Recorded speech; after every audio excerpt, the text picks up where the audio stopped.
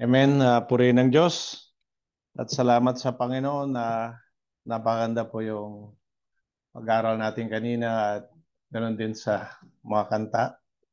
Mga mensahe ng kanta ko'y napapayag doon sa It is well with my soul. Napaka buti ng Panginoon. Na dahil sa Kanya, mayroon tayong kaluluwa na maginhawa. Malusog at salamat sa Panginoon dahil siyang bumili ng ating kaligtasan. Kaya tayong mga kapatid na hindi rito ngayon nagtitipon dahil sa Panginoon. At yung ba nating bisita hindi nakarating. At sa next week na lang daw. Kaya tayo muna ay magtatagalog at magbabilingual. Amen. Salamat sa Panginoon at ako'y binigyan muli ng pribilehyo na makatayo sa inyong harapan at sa likod ng pulpito. Tulungan niyo ako sa panalangin, mga kapatid. Dahil di ko ito kakayanin. Wala yung suporta niyo at sa Panginoon. Sa di pagtagal tayo po'y tumayo.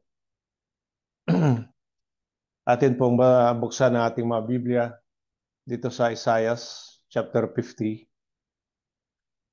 verse 7. Isaiah 50, verse 7. Babasahin muna natin sa English. For the Lord God will help me, therefore shall I not be confounded. Therefore have I set my face like a flint, and I know that I shall not be ashamed. Pagkagaling dyan, pupunta tayo ng Psalms chapter 16, verse 8 hanggang 9. Psalm 16, 8 to 9. I have set the Lord always before me. Because he is at my right hand, I shall not be moved. Therefore my heart is glad, and my glory rejoiced. My flesh also shall rest in hope. Pagpalain ng Diyos ang pagbasa ng kanyang banal na salita, tayo po sandali manalangin. Manaming Diyos, banal, makapangyarihan sa lahat. Maraming salamat, Panginoon. Dumating ng oras muli na kami kakain ng salita ng buhay. Salamat, Amang Diyos, sa pribilehiyong ito pinagkaloob mo sa lahat ng mga anak. Salamat, Panginoon, sa buong sa linggo na ikaw nag-ingat, nagpala sa bawat isa. Salamat sa buhay, kalakasan, lalo ng spiritual na buhay, pinagkaloob mo sa amin. Panginoon, dalangin namin patuloy na patnubay at paggabay ng Espiritu Santo sa oras na aming pagkain na ito. Ikaw magbukas ng puso't kaisipan ng bawat isa. Pagindapatin mo kami, Amang Diyos, na kami maging karapat-dapat, Amang Diyos, na makabahagi sa pagputol-putol ng tinapay na ito. Taliksikin mo ang mga puso't kaisipan at anumang mga bagay na nakikita mong hadlang, yung pong alisin, Panginoon, upang malaya, Amang Diyos, na dumaloy ang pagkain gagaling sa iyo. Kami mabusog, mapagpala, mapalakas, at higit magalak, Amang Diyos, sa iyong piling. Tulungan mo kami, Panginoon, na patuloy makita namin ang pangailangan ng aming mga kaluluwa. At higit sa lahat, tulungan mo rin kami na pagkatapos ng marinig, ito'y masunod din namin sa iyong buhay, mapigyan ka palagi ng kaluguran at kaluwalhatian. Alahanin mo rin alipin na tinayo, bigyan mo na ako ng karunungan ng gagaling sa iyo. Tuloy, Panginoon, ako'y tumalapit sa iyo. May kakumbabaan sapagkat wala akong magagawa, Amang Diyos. Kaya tulungan mo yung lingkod, Panginoon, na ikaw mag-usap. Tago mo sa iyong krus. Adama yung pag-ibig at yung banal na presensya mo. At higit sa lahat, patuloy kami magtagumpay at patuloy kami magtagumpay sa aming mga buhay at puso. Sa pangalan pa Isus, sa udala.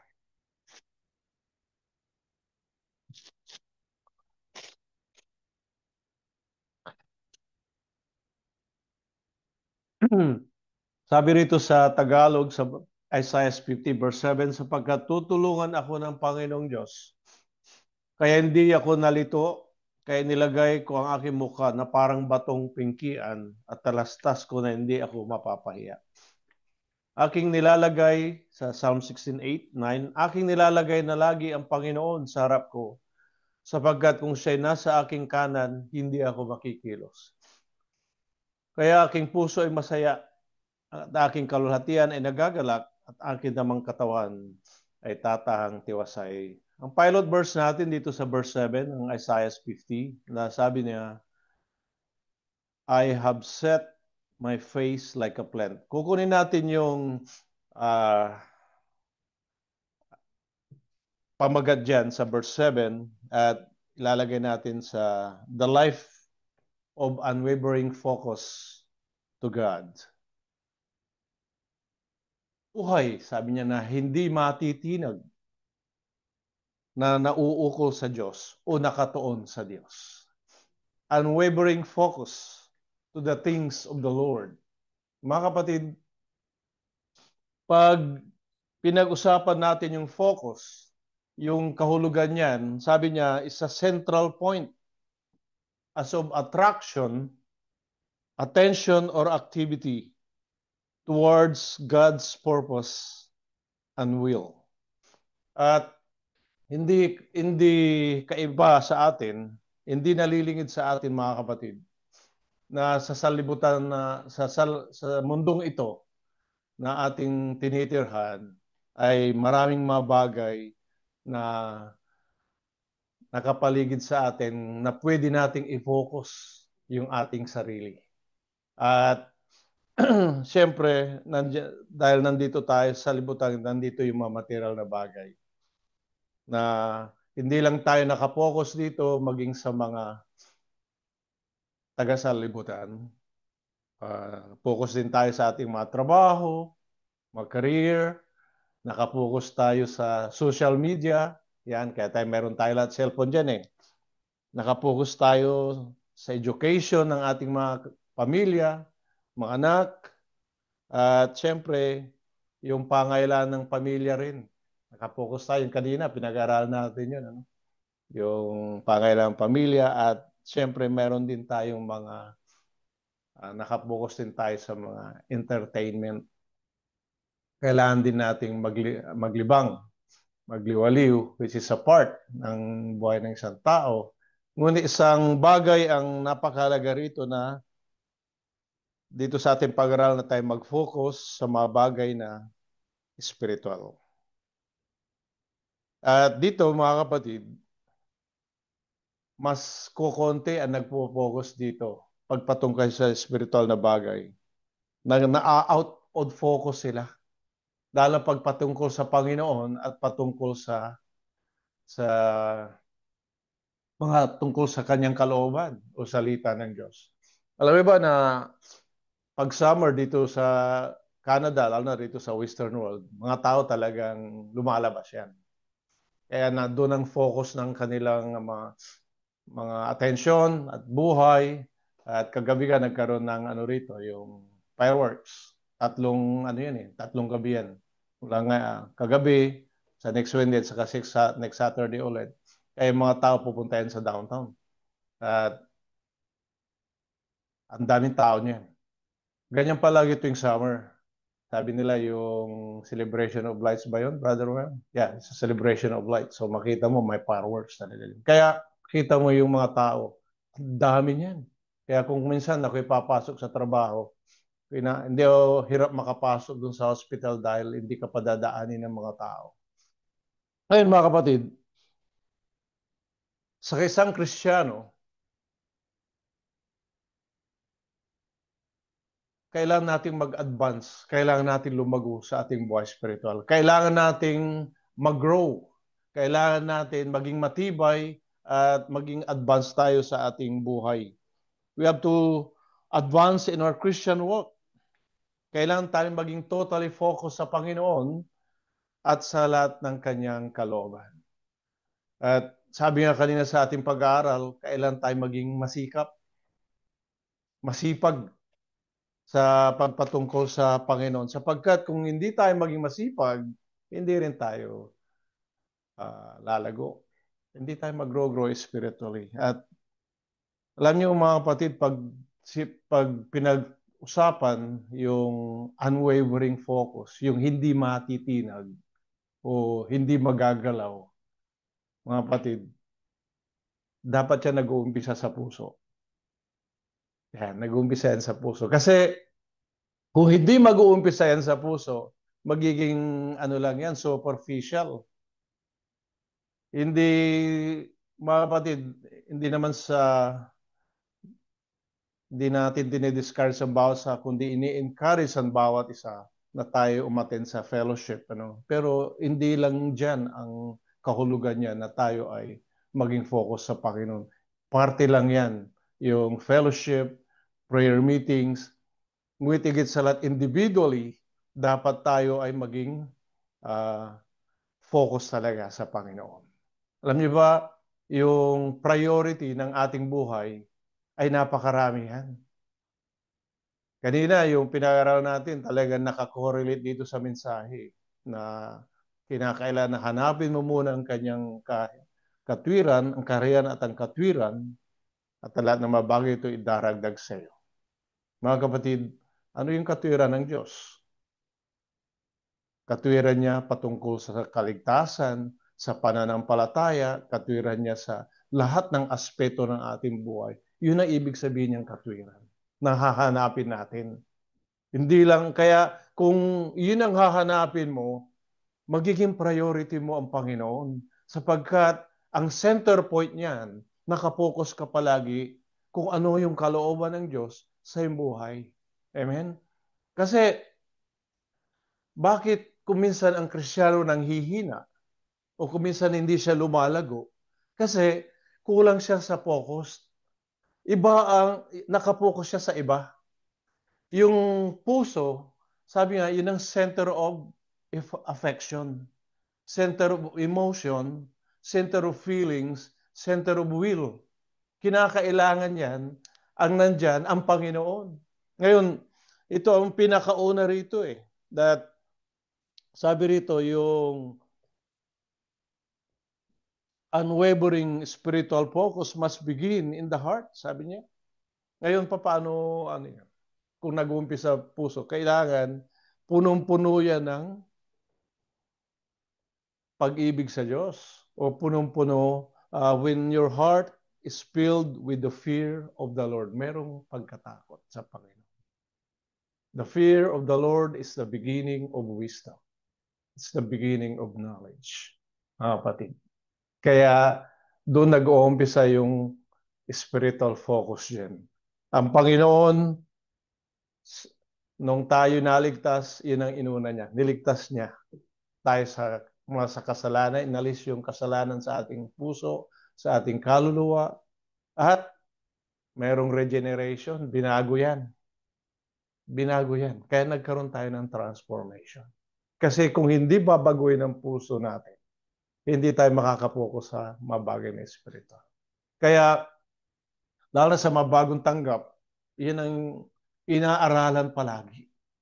Na not only to educate them, but to teach them about focusing on Christ and His will. Mga kapatid, doon sa Proverbs chapter 4, pisa natin sa verse 20, ang sinasabi po ron, sabi niya, my son, sabi nito, anak ko, sabi niya, attend to my words, incline thy ear unto my sayings, sabi niya. Sabi sa Tagalog, tingnan natin sa Proverbs.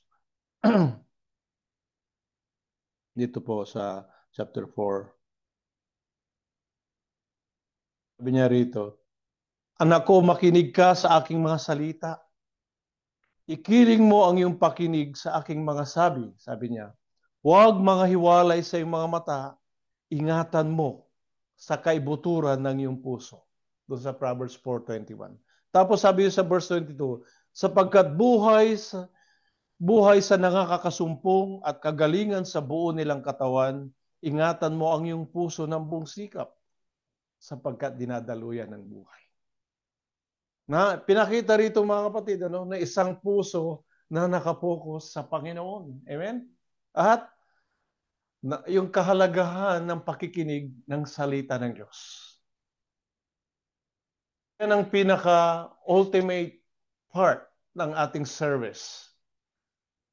Studying the Word of God. Pero hindi lang dun sa napakaganda mag-aral ng salita ng Diyos. Sapagkat kasama natin ang Espiritu Santo na siyang tumutulong sa mga ngaral upang tayo ay matuto at matutuhan natin yung ibig ipaabot ng Panginoon sa atin upang tayo maging focus spiritual. Tinutulungan tayo. At sa pagkikinig ng salita ng Diyos, ipinapakita sa atin na yung puso ang iingatan natin. Dapat nakasentro yung puso natin sa Panginoon. Alam mo ba yung paano malalaman, makikilala ang tao? Sa kanyang pananalita, sa kanyang kaisipan, sa kanyang action. Saan ang gagaling yan? Sa puso, mga kapatid. Kaya sabi rito sa ating binasa, ingatan mo ang iyong puso, 4:23 ng Proverbs, ingatan mo ang iyong puso ng buong sikap sapagkat dinadaluhan ng buhay. Nandiyan yung feelings sa atin, yung ating affection.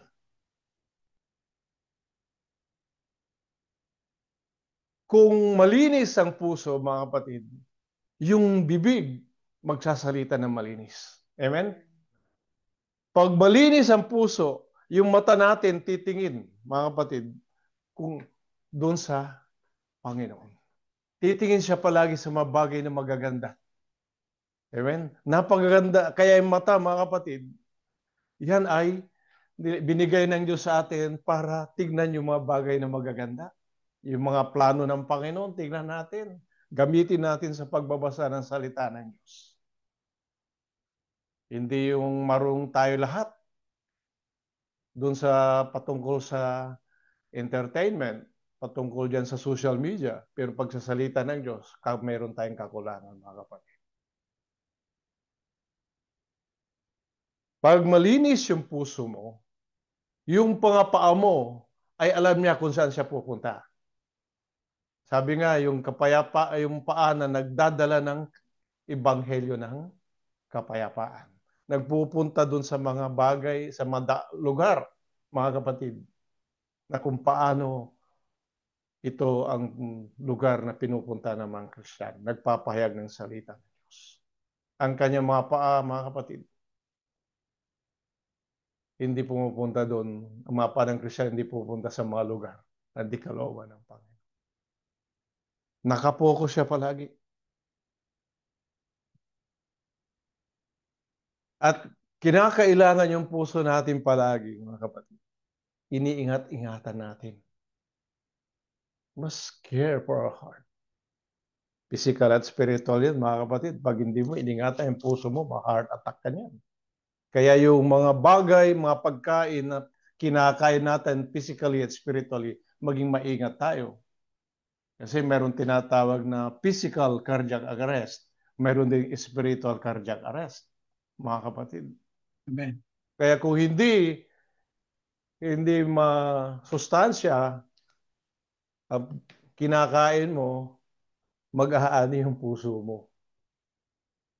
At pag tumigil yan, tigil yung buong katawan. Ang mahirap niyan, may pag tinamaan yan, punta sa utak, magkakaroon ng bleed. Mayroong parte ng isang katawan na mapaparalyzed kung hindi buong katawan. Ganon din sa spiritual heart. Pag yung hindi natin iniingatan yung nilalagay sa puso, magkakaproblema rin tayo sa puso, spiritually. Kaya bakit tayo minsan namumroblema ng gusto? Bakit tayo naboburden? Ngayon pag-aaral natin higit dyan, mga kapatid, yung pong pinakauna yan. Kailangan nag-umpisa sa puso yung paano tayo magkaroon ng unwavering focus sa mga bagay ng Espiritu sa Panginoon. At ang pangalawa, mga kapatid, punta tayo rito sa ating teksto. For the Lord God will help me Therefore shall I not be confounded. Therefore I have set my face like a flint. Gamitin natin yung word na yun. I have set my face like a flint. Ano mo yung flint sa Tagalog? Batong pingkian. Matigas na bato. Ang ibig sabihin ng flint refers to a hard, durable stone. Useful for creating tools like hammers, chisels, knives, as well as starting fires through friction. Dito sa matitigas na bato ito, nung sa ancient times, itong ginagamit para makabuo ng mga tools. Yung mga gamit, tulad ng mga martilyo, chisel, mga kutsilyo nung araw. Tapos, pag makikita mo araw nung hinahasa sa pamagitan ng bato, ito ginagamit. Hinahasa. Ngayon, nung araw hindi pa na-imbento yung posporo. Pag kiniskis yung dalawang bato, yung mag-aapoy. Ngayon, spiritually speaking, it is a metaphor. Ito ay parang isa parable na yung tigas ng batong ito, it represents unshakable, unwavering focus with resolve, to obey God. Amen? No matter what is the cost. Yan. Kaya sabi niya, I have set my face like a flint. Sabi niya. Alam mo ba pag yung yung yung mukha, mga kapatid, seryoso. Seryoso yan. Alam mo pag nakikipag-usap ka bilang Kristiyano, seryoso ka, hindi yung biro-biro, mga kapatid. Seryoso ka dahil ang Panginoon seryoso. Seryoso sa lalo na sa mga bagay na espiritual. Seryoso tayo sa paglilingkod. Seryoso tayo mga kapatid sapagkat involve yung kaluluwa natin. Hindi lang kaluluwa, kundi yung safety ng ating kaluluwa. Hindi lang tayo, kundi ating mga pamilya, ating mga kapatid. Ngayon, itong metaphor na ito mga kapatid, it indicates Christian commitment. Mayroon kang commitment dito. As habang unwavering resolve, magkaroon ka ng commitment. Ano yung commitment mo? Di ba sa mag-asawa, anong commitment nila? Sila magmamahalan habang sila ay nabubuhay, magtutulungan. Meron ka rin commitment sa trabaho mo, may commitment ka rin sa kaibigan mo, may commitment ka sa karelasyon mo, o saan meron mo. But this is the greatest commitment kasi ang commitment nito mga kapatid sa Panginoon. At ang commitment mga kapatid na to fulfill God's plan or God's will despite opposition and hardship. Mayroong hadlang, mayroong kahirapan. Pero yun ang commitment ng isang Kristiyano mga kapatid. Not in the midst of those opposition in our life, adversities, difficulties, yung commitment natin, hindi natin bibitawan sa Panginoon yan. Sapagkat pag binitawan mo yung pinakadakilang commitment sa Diyos, mawawala lahat. Mawawalang kabuluhan ng lahat, mga kapatid. Tingnan mo yung may mga kapatid tayong nag-umpisa, malago sila, ginamit ng Panginoon, pero nanlamig hanggang sila ay nawala. Sayang yung commitment na yun. Kaya dinadalangin natin mga yun, na sila makapanumbalik. Maunawaan nila yan. Alam nila ang doktrina. But it's not intellectual knowledge, mga kapatid. Kung hindi yung puso na mayroong commitment. Unwavering, unshakable, resolve, focus on God, mga kapatid. Ngayon, kung titignan natin, kung babasahin mo yung Isaiah 50 verse 7, ang nagsasalita dyan si Isaiah. Pero ang pinapatungkol higit dyan, mga kapatid, ang ating Panginoon. Punta natin ang Panginoon. Punta tayo sa Lucas chapter 9 verse 51. At nangyari nang nalalapit na ang mga karawan na siya'y tatanggapin sa itaas, ay pinapanatili niyang harap ang kanyang muka upang pumaroon sa Jerusalem. And it came to pass, when the time was come that he should be received up, he steadfastly set his face to go to Jerusalem. Tingnan mo yung word doon sa English. He steadfastly set his face to go to Jerusalem. Nakafocus ang Panginoon. Ngayon, bakit natin ito ginamit? Sapagkat ito yung time na papunta ang Panginoon sa Jerusalem para, ano yung mga kapatid? Huhulihin na siya dyan eh. Hindi magtatagal, ipapako na siya sa krus. Na anong pinakita ng Panginoon dyan, mga kapatid? Unwavering focus. Unshakable focus. Mayroong courage. Hindi siya natakot, mga kapatid. Ngayon, mayroong dalawang courage sa atin, yung minsan sa instant courage, di ba? Yung tapang mo. Instant, nandyan, matapang ka. May katapangan ka, payag yung salita ng Diyos, pinagtatanggol. Pero yung sa Panginoon, hindi to instant, mga kapatid. Nakaplano yan. Knowingly, alam ng Panginoon na sa darating na araw, pahihirapan siya. Amen, mga kapatid? Pahirapan siya, duduraan siya, ipapako siya sa krus, at papatayin siya. Alam na beforehand. Si Pablo, ganun din. Beforehand, alam ni Pablo na pagbalik niya sa Roma, hindi na siya makakabalik, kaya nagpaalam na siya sa mga kapatiran. Dahil puputulan siya ng ulo. Alam ni Pablo yan. So, anong nakita natin na binigay nilang halimbawa? Mayroon silang nakapokus sila. Alam mo kung bakit sila nakapokus doon? Alam ng Panginoon na mamamatay siya, pahirapan siya, pero alam din niya na siya mabubuhay. At nabubuhay siya, magtatagumpay siya na ililigtas ang sanlibutan mula sa kasalanan. Mayroong joy. At higit sa lahat, masusunod niya ang kalooban ng plano ng Diyos Ama. At siya ay uupo sa langit. Mga kapatid, si Pablo, ganon din. Na to live is Christ, sabi niya. And to die is gain. Alam niya, mamatay yung physical niya. Pero gain pa rin yun. May pakinabang ng kanyang kamatayan sapagkat siya pupunta na sa Panginoon. Lahat ng mga disipulo, except si Judas, ganun ang kanilang naging desisyon na hindi nila minalahal ang kanilang buhay hanggang sa kamatayan, kundi ibinigay nila para sa Panginoon. Mga kapatid,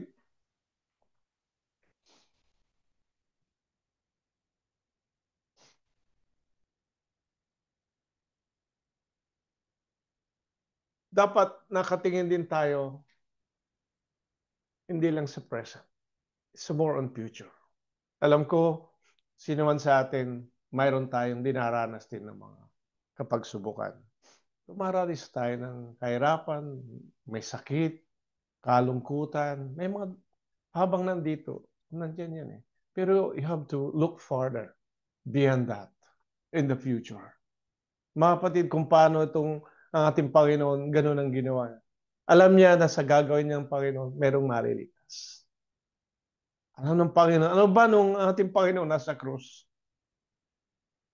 Nasa kanyang puso kaisipan ang bawat isa sa atin. Alam niya na mayroong grupo dito sa abroad magpapanambahan kahit sa online lang. Alam ng Panginoon niya. Dahil sa bunga ng kaligtasan. Kasali tayo. Alam niya. At tayo ay hinanap mula sa iba't ibang bansa at pinag-isa rito. Mga kapatid. Amen ba tayo dyan? Ayun ang tanda natin. Dahil sa pagsunod ng ating Panginoon, nasunod ang kanyang kalooban, nagkaroon tayo ngayon ng daan na tayo maligtas. Binigyan tayo ng kaparaanan na muli makapaglingkod sa Panginoon. Makapanumbalik, mga kapatid. At yun ay isang sabi natin na mission accomplished. Mga kapatid, tayo rin dapat ganun. Na, alam niyo ba na this is a part of the message ng ating team. At itong part lang, sabihin ko lang sa parte lang, para makatikim na kayo. Kayong unang makakatikim. Pagdating natin sa Panginoon, sa Judgment Day, haharap tayo lahat. Nandyan yung De Leon family, nandyan yung Marsan family, lahat ng family nandyan. Kasama magmula sa lolo, magulang, apo, apo-apuhan. Haharap tayo mga kapatid. Dahil sa ating buhay, dahil sa buhay nating magulang naging Kristiyano, itong magiging impluensya para ang ating mga anak, ating kapwa-apuan din ay tatanggap sa Panginoon. Amen mga kapatid. Kaya yung ating habang tayo may buhay, may mga anak tayo, dinadalangin natin yan. At sinasampalataya natin palagi, sinabi ng Panginoon, tayo manampalataya sa Kanya, tayo at ang ating sambayan ay maliligtas. Na dinadalangin natin. At the same time, kinakausap natin yung ating mga anak. That's a part ng parenthood. Pero mga kapatid, ang ating pinag-uusapan dito, na we have to go beyond that. Kung minsan, nalulungkot tayo sapagkat ang ating mga anak, hindi pa naliligtas. Siyempre, alam natin ang kahinatnan ng isang tao hindi tumanggap sa Panginoon. But you see, this is a part ng mayroon responsibility, accountability ang bawat isa. Ngunit, as long tayo nagfo-focus sa Panginoon, hindi tayo tumitigil. Kaya nga napakaganda yung ano natin kanina, yung pilot verse. Seek ye first the kingdom of God and His righteousness, and all these things shall be added unto you. Mga kapatid, yun na lang, napakalawak yan, na habang natin ginagawa yun, yung kahilingan naman natin sa ating mga pamilya, mga kamag-anakan din na liligtas o mga kaibigan na pinapayagan, idaragdag din niya na sila rin ay maliligtas. Yan ang ating sampalatayanan. Na mayroong, maaring tayo, kuminsan, may kakulangan, pero ang Diyos, walang imposible. Dahil pwedeng ang Espiritu Santo ang kumatok sa kanila, gagawa sa kanila, sila maliligtas mga kapatid. Alam niyo ba na every time na kami bibisita ni Sister Bell, Brother Romel sa hospital, it doesn't matter kung deathbed salvation or kung noon lang sila tumanggap. But the best thing is, kahit itong kabutihan ng Panginoon, nasa iba't iba silang religion, hindi sila umatin dito. Pero pagdating ng time na yun, na kung kailangan na nila, tatawag sila for prayer. Mga kapatid, ang kagandahan, binigyan silang pagkakataon na sila'y makapagsisi at tumanggap sa Panginoon, irrespective na iba yung religion nila, mga kapatid. Diba napakaganda yan? Na mayroong isang kaluluwa at tumanggap. Ngayon, when you, as a Christian, you have to set our face to obedience. Yan ang napakahalaga. Kasi kung minsan, sabi nga, bakit may partial obedience sa Kristiyano? Kasi meron pa siyang mga bagay na tinitingnan. Doon siya nakapokus. Mga kapatid, alam mo ba na kung ang priority mo ang Panginoon, siya palagi yung nasa top. Amen? Nasa top siya palagi, nasa taas ang Panginoon. Yan ang Kristiyano. Nabubuhay siya sa Panginoon. Amen? Nag-iisip siya para sa Panginoon. Alam mo ba na lahat ng kaisipan mo, maganda, pati sa pagtatrabaho mo nga, nagtatrabaho ka para sa Panginoon.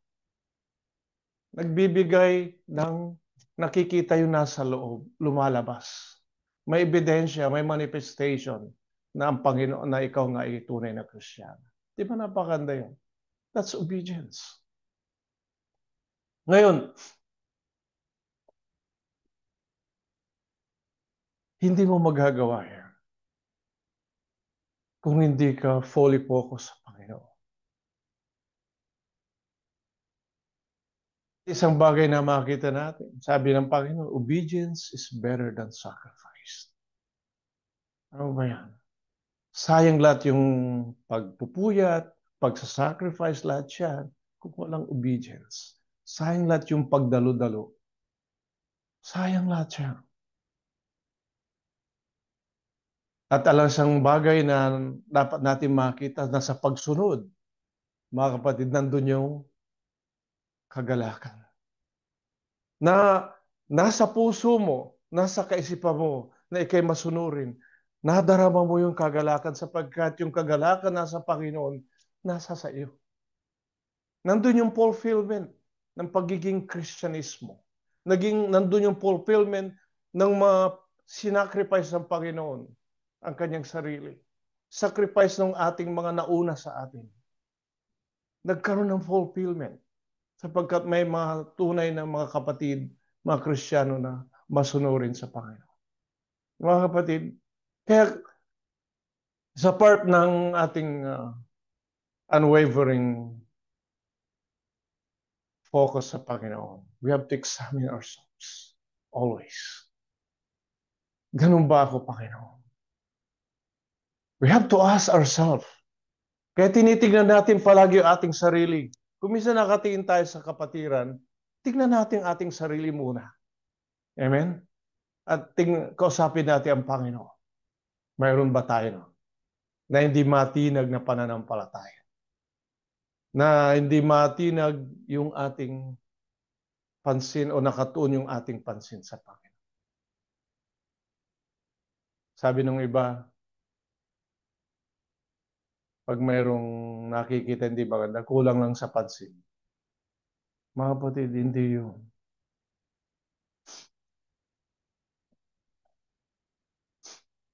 Sabi ito, we have to set their face to obedience and fulfill God's will no matter what the cost. Cost. Alam mo, buhay ang kapalit dyan. Hindi lang kuminsan mga bagay na material. Kuminsan yung oras natin. Kuminsan yung ating mga abilities. Kinakailangan yan. Magamit natin sa Panginoon. Amen, mga kapatid. Tayo'y ibinilang sa kanyang kaharian sa kanyang iglesia. At tayo lahat ay mayroong gagampanan sa loob ng iglesia. Mga kapatid. Maring hindi tayo gagamitin na magturo, mag-preach, pero gagamitin tayo ng Panginoon sa iba. At sa Panginoon, pantay-pantay. Because yung focus natin is to serve the Lord, to honor God. Alam mo, noong araw, magmula dun sa mga Israelita hanggang sa panahon natin, yun ang palagi kagabi yung have to honor God in our life.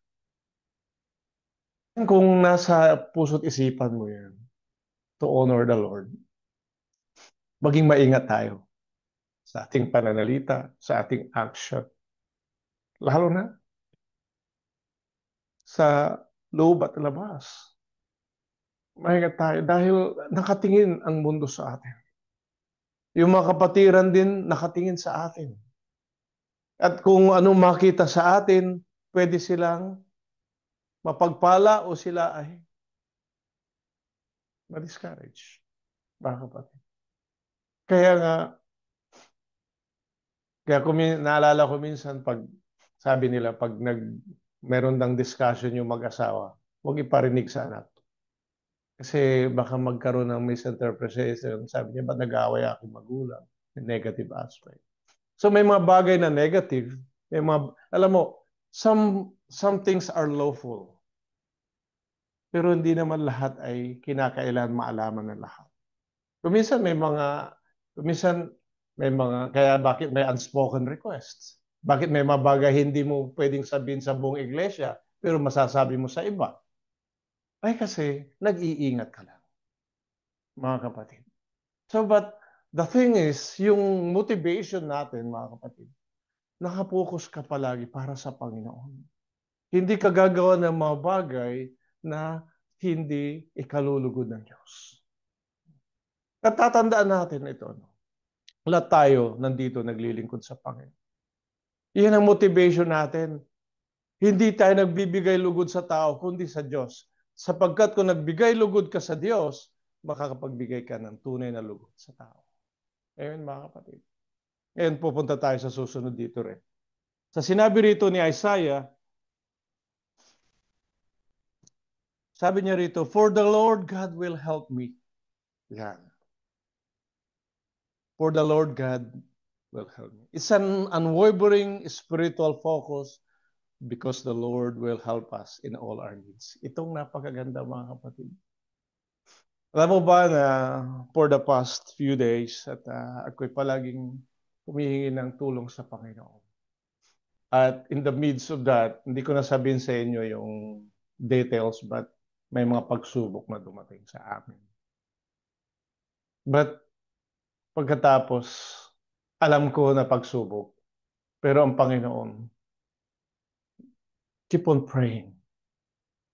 Dalangin. Alam ng Panginoon na ito, binigyan niya ng way na makarating sa atin. At alam niya na darating sa iyo to, susubukan ka, at nandyan naman siya palagi para tutulong sa iyo, mga kapatid. At kung alam ng ang Panginoon ang nakakaalam, alam din niya yung pangangailangan. At ang napakaganda ron, ma-experience mo yon. Kasi kung di mo ma-experience yung mga bagay na yun, yung pangangailangan, hindi mo mabibigyan ng kahalagahan ang mga bagay na. Kasi kung nasa iyo lahat ay marangya, lahat nasa iyo, hindi mo marirealize yung, yung, yung buhay na mayroon kang kakulangan. Pero kung may dumating same problema, marirealize mo rin yung dependency mo sa Panginoon na kailangan kang lumapit sa Panginoon. Alam ba, yun ang napakahalaga niya. At palagi natin pinag-uusapan niya na yung ating tulong ay galing sa Panginoon. Help. Buksan natin dito sa Psalms 121 verse 1 at saka verse 2. Sabi rito, ititingin ko ang aking mga mata sa mga bundok. Saan baga manggagaling ang aking saklulo? Ang saklulo sa akin ay nanggagaling sa Panginoon na gumawa ng langit at lupa. Sabi niya, my help comes from the Lord who made heaven and earth. Mga kapatid, bakit sabi rito sa verse 1 na ititingin ko aking mga mata sa mga bundok? Alam mo, sa papunta sa Jerusalem, yung mga naglalakbay, may mga bundok silang dadaanan. At pag tumingin sila sa bundok, malapit na sila doon sa Jerusalem. At ngunit sabi nila rito na saan ba nanggagaling sa akin ang saklulo? Ngayon doon sa bundok na yon, sabi nga nila, nung aking binabasa ito, at sabi ko, bakit may bundok? Doon pala kuminsan sa bundok na yun, may mga nagtatagong mga tulisan. Amen? Kundi tulisan, may mga mababangis na hayop. Kuminsan tayo rin sa ating buhay, mga kapatid, kampante tayo, no? Habang wala namang nangyayari, walang problema, di kampante tayo, masaya tayo, papunta ka sa trabaho, papasok ka, papasyal ka ron, kung saan ka pumupunta. So, nagpe-pray tayo.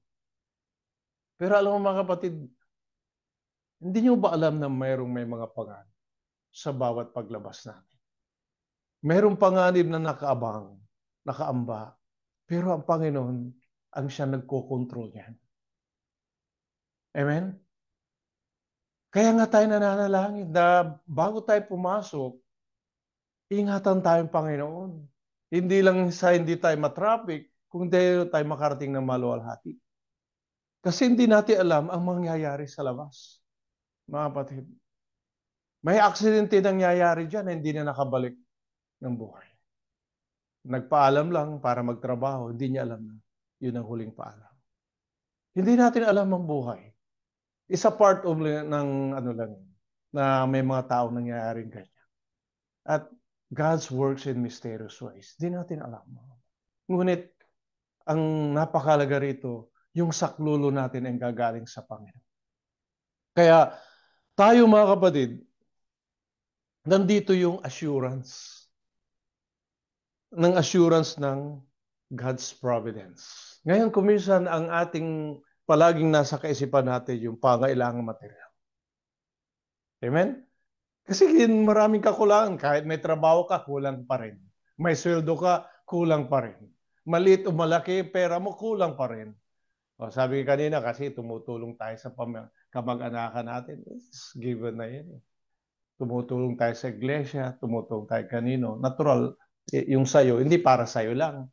O, kaya magkukulang talaga. Pero mga kapatid, naisip nyo ba na hindi yan lang dapat natin hingin doon, yung assurance of God's providence? Dapat isipin natin yung mas higit yan. Yung pangailangan sa biyaya.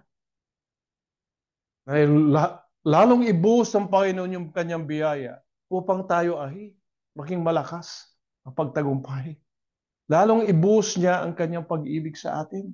Kaya nga dinadala natin, Panginoon, dagdagan mo pa ang aking pananampalataya. Dagdagan mo ang aking paglilingkod. Dagdagan mo ang aking pag-ibig.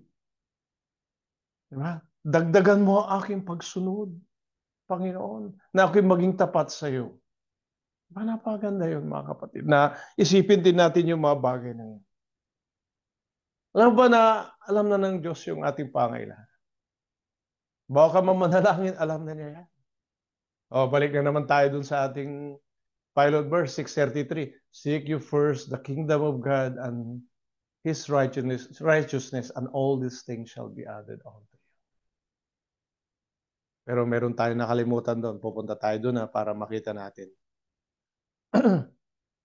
Matthew 6:33. Bababa ka sa verse 34 ngayon. Kasi binasa natin 33. Punta ka sa 6:34. Anong sabi niya?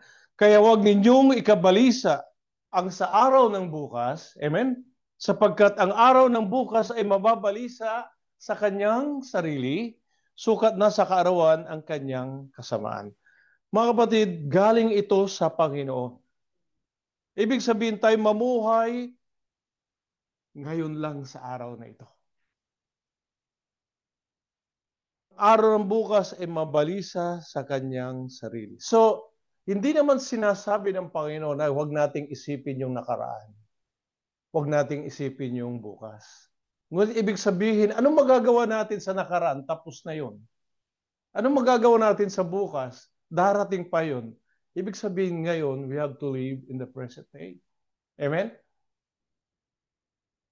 Para kung nandito ka lang sa present, nakapokus ka sa Panginoon. Kuminsan hindi tayo makapokus sa Panginoon dahil namumroblema na tayo sa araw ng bukas. Guilty. Ako dati ganyan ako, mga kapatid.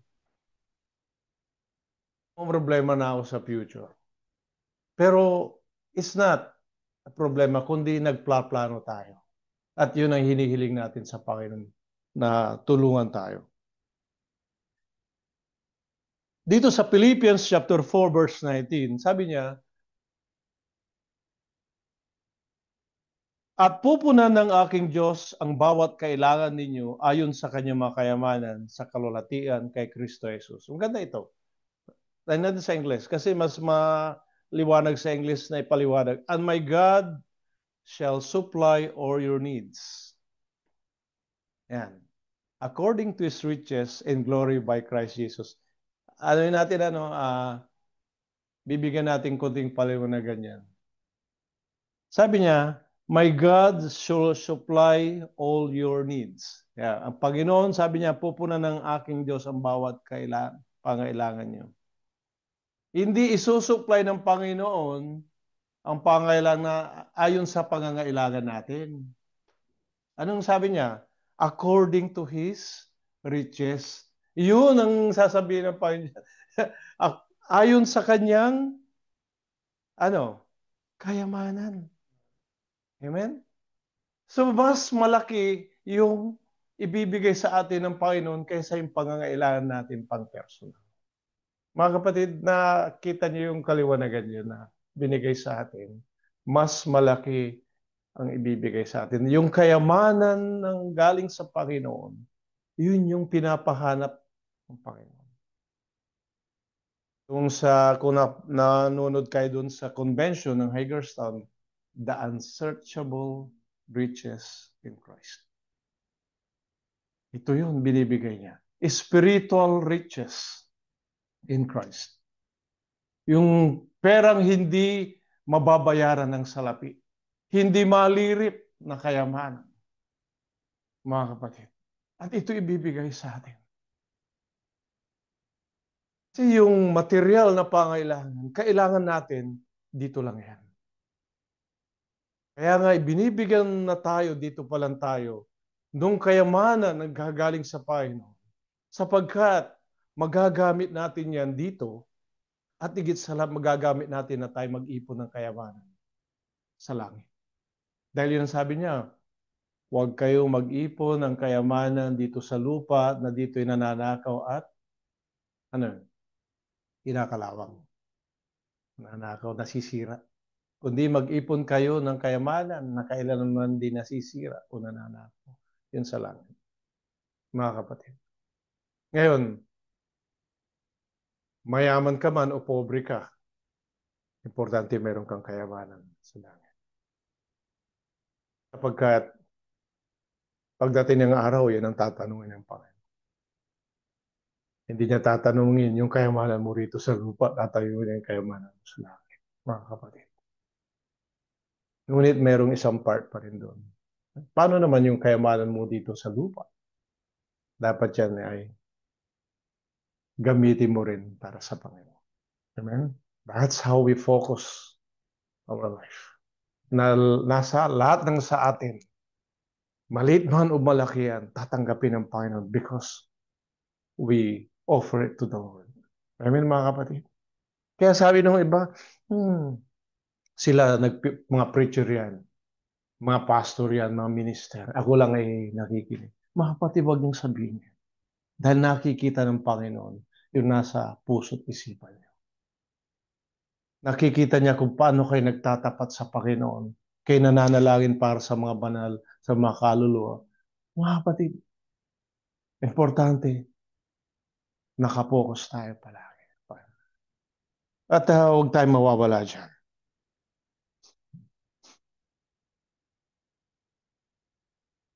Ngayon sabi niya, all things we receive from the Lord are good. Amen? Given to us for His glory.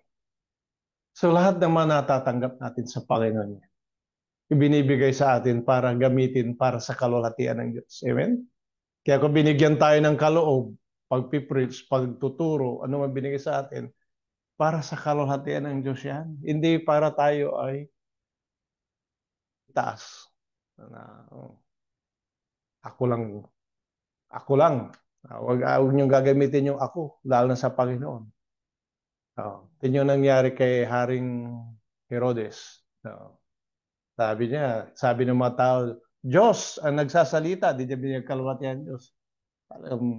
Namatay siya. Kinain siya ng mga uod. Mga batid, bigyan natin ng kalwatihan ng Panginoon. Because tayo nandito dahil sa Diyos, dahil sa Panginoon. Ngayon, mayroon tayong respect, honor sa ating mga elders kasi ginamit sila ng Panginoon. But still, we are happy, we are joyful, ginamit sila ng Panginoon, but the glory sa Panginoon. Hintayin natin ng Panginoon magtaas sa atin sa itaas pagdating ng araw. Amen, mga kapatid? Punta pa tayo, balik tayo doon sa verse 7. Sabi na, I shall not be confounded and I know that I shall not be ashamed. Sa Tagalog, malalim to kasi. Kaya hindi ako nalito at hindi ako mapapahiya. Mga kapatid, kung sa Kristiyano, ito ba ay buhay na nakakahiya? Hindi, mga kapatid. Hindi dapat ikinakaya ang pagiging Kristiyano. Amen, mga kapatid? Kaya tayo magsalita ayon sa Panginoon. Tayo gumawa para sa Panginoon. Pati sa pananamit, sabi nga, tulad sa Panginoon. Amen? Lahat na ano natin, hindi natin ikinakaya. Hindi natin kinakaya ang Panginoon.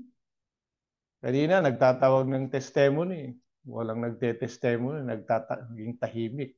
Mga kapatid, hindi natin kinakaya mag-testimony. Ibig sabihin, kung di ka nagte-testimony, nahihiya ka or wala kang ite-testimony. Mga kapatid, ang Kristiyano mayroong testimony. Hindi ka matatawag na Kristiyano kung wala kang testimony. Alalhanin niyo mga kapatid, yung ginawa ng Panginoon sa iyo magmula noon. Anong ginawa sa ating Panginoon? Niligtas tayo mula sa kasalanan. Hindi ba testimony mo? Mga kapatid. Ngayon, tapos na tayo niligtas. Sabihin ng iba, wala nang ibang tinitestimony nung siya naligtas. Ang haba pang magkwento. Ano? Yun ang talagang nasa niyang i-testimony. Walang problema yun. Mga kapatid. At least nagte-testimony siya. Yung isa naman, nagko-commit lang. Hindi naman nagte-testimony. Diba mga kapatid? Hindi natin kinakaya. Hindi tayo kinakaya maglingkod sa Panginoon. Kaya nga kung may bisita tayo, nagpipilit tayo mag-English kahit hindi tayo masyadong marunong. Kinakailangan. Naawa nga yung nakikinig last Sunday, huwag mag-Tagalog na lang daw. Hindi. Kailangan natin mag-English kasi may kaluluwa. Mga kapatid, ganun po. Kailangan natin. Dahil ang Panginoon naman ang tumutulong sa atin. Diba? When we are spiritually focused, there's nothing to be ashamed of. Hindi, wala tayong dapat. Okay. Alam mo ba na it gives you that life, a meaningful life. It gives you the true purpose of life.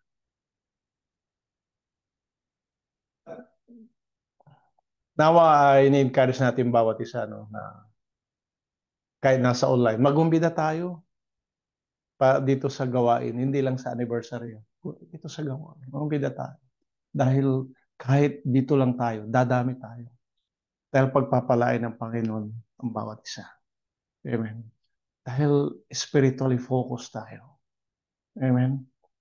Hindi nga tayo physical fellowship, but we have that spiritual fellowship. Mga kapatid. Pagpapalaan ng Diyos to. Basta tayo tapat lang. Amen. Ngayon, bakit hindi tayo nahihiya? Kasi alam natin yung katotohanan. Pag hindi mo alam yung katotohanan, mahihiya ka. Di ba?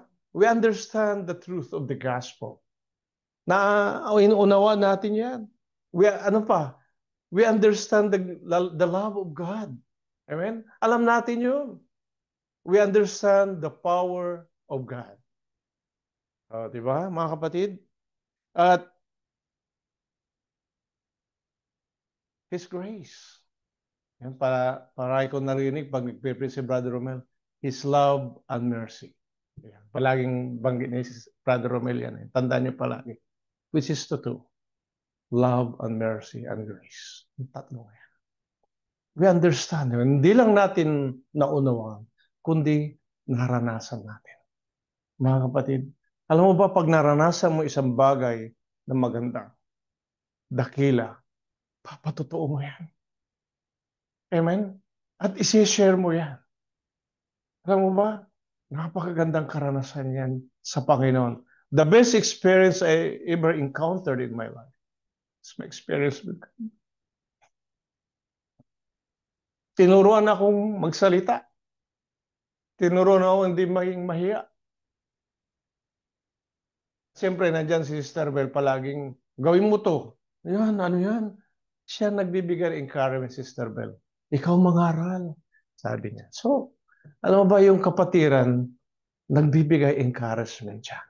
Alam mo, kung wala mag-i-encourage sa'yo rin kapatid, kung minsan, kinakailangan para ka rin umakbang, para ka gumawa. Kailangan mo rin encouragement. Kaya na-encourage natin ang bawat isa, mga kapatid.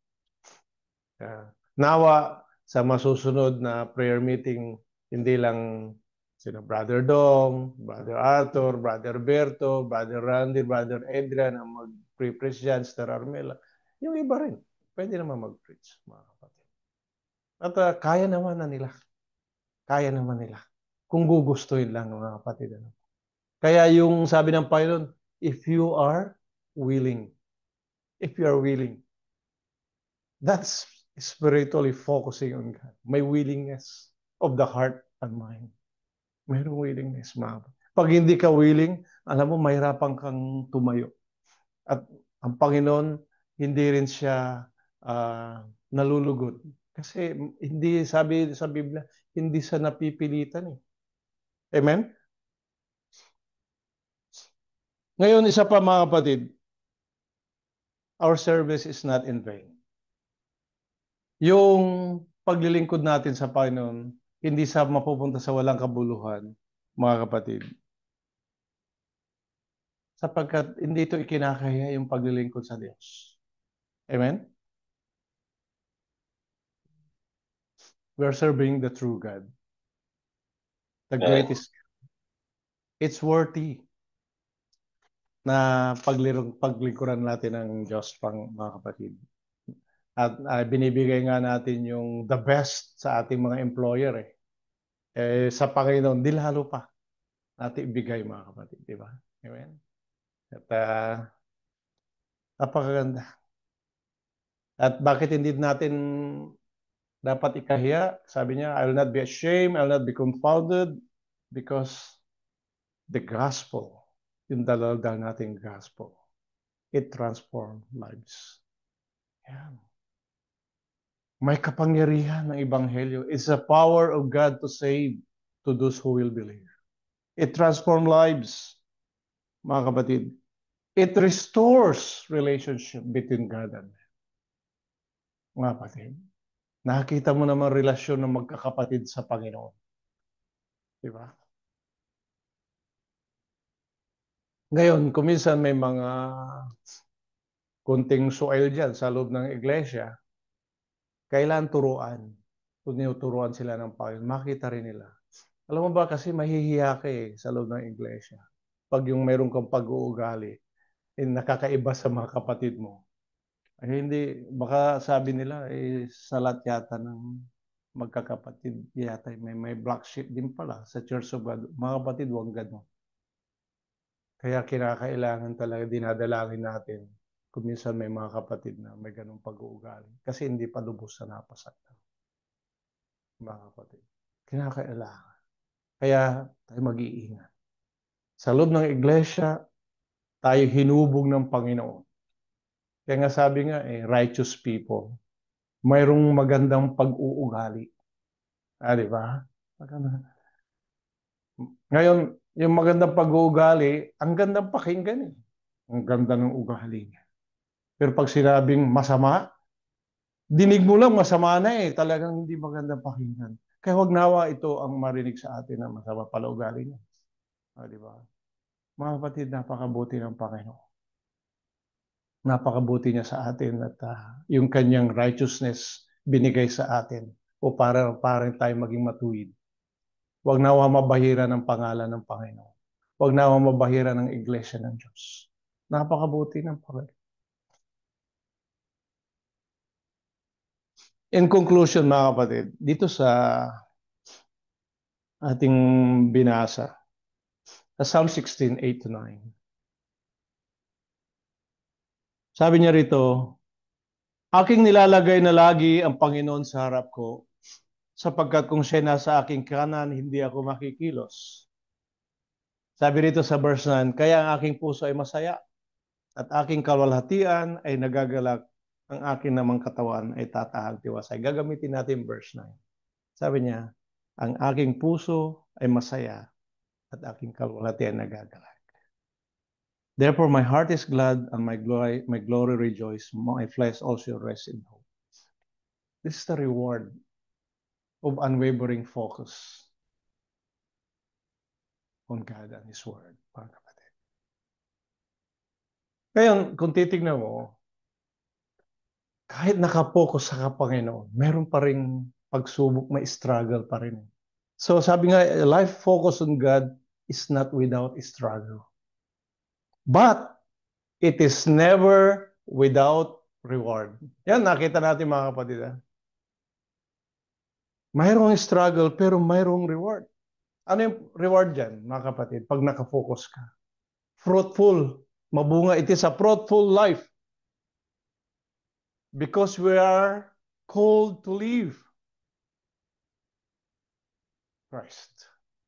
We are called to live for the things that never fade. We're called to live for the things, for the kingdom. Ano pa yung mga hindi nagmabago, nagmamaliw sa ating Panginoon, sa kanyang kaharian, hindi nagbabago, hindi magmamaliw. Ano pa? Yung kanyang kalooban. Amen? Diyan, ito'y panawagan, mga kapatid, to have unwavering focus on God and His Word.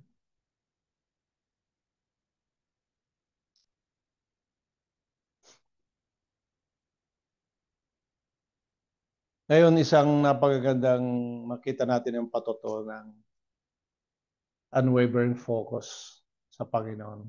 Kung titingnan natin yung buhay ni Pablo, basahin natin yun bilang panghuli na verse recall natin sa 2 Timothy chapter 4 verse 7 hanggang 8. Sabi rito, nakipagbaka ako ng mabuting pakikipagbaka.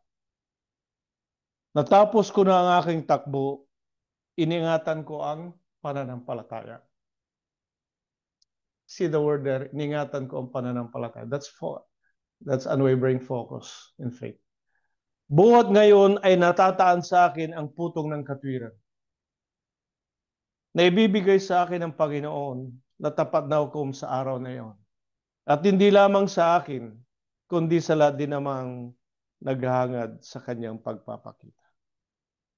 God will reward the focused heart and crowns it with victory. Mga kapatid, these are very simple Christian living, but it takes, mga kapatid, it takes a heart, it takes a willingness of the heart. It takes loving heart, obedient heart. Mga kapatid, it takes sacrifice. Kinakailangan ko minsan mag-sacrifice. Kinakailangan natin kuminsan, mga kapatid, lubos na iwanan na ating sarili para hindi tayo makapokus doon. Makapokus tayo sa Panginoon. Kailangan natin manalanginin palagi.